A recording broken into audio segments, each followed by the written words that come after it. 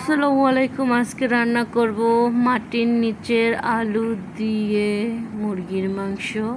আমি আলুগুলো কেটে হলুদ দিয়ে হালকা সেদ্ধ করে নিলাম। তারপর একটি কড়াইয়ে দিয়ে দিলাম পেঁয়াজ কুচি পরিমাণটা একটু বেশি দিতে হবে। এরপর দিয়ে দিলাম রসুন কুচি, তারপর দিয়ে দিব কাঁচামরিচ কুচি। আমি সম্পূর্ণ রান্নাটা কাঁচামরিচ দিয়ে রান্না করব। এরপরে পানি দিয়ে মশলাটা কষিয়ে নেব। মশলাটা কষানো হয়ে গেলে এর ভিতরে হলুদ গুঁড়ো দিয়ে দেব সামান্য মরিচ গুঁড়ো, আরও দিয়ে দিব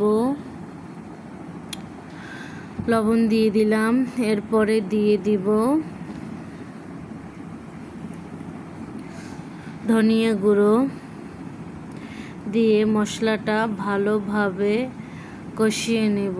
এই যে আমার মশলাটা কষানো হয়ে গেছে। এরপর সামান্য সয়া সস দিয়ে দেবো। সয়া সস রান্নার অনেক স্বাদ বাড়িয়ে দেয়। সয়া সস দিয়ে ভালোভাবে কষিয়ে নেব। কষিয়ে নেওয়ার পরে এর ভিতরে মাংসগুলো দিয়ে দেব। মাংসগুলো ভালোভাবে কষিয়ে নেব।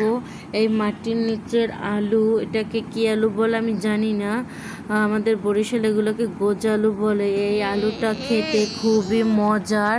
আপনারা এইভাবে বাসায় রান্না করে খেয়ে দেখবেন, খুব ভালো লাগে খেতে। এগুলো মাটির নিচে হয়। তারপর মাংসটা কষানো হয়ে গেলে এর ভিতরে আমি দিয়ে দেব আলুগুলো। এই যে দেখুন, আমি মাংসটা কষিয়ে নিচ্ছি। কষিয়ে নেওয়ার পর আলুগুলো দিয়ে কিছুক্ষণ রান্না করে নিলাম। এরপরে উপরে জিরা গুঁড়ো ছিটিয়ে দিয়ে তৈরি হয়ে গেল আমাদের মাটির নিচের আলু।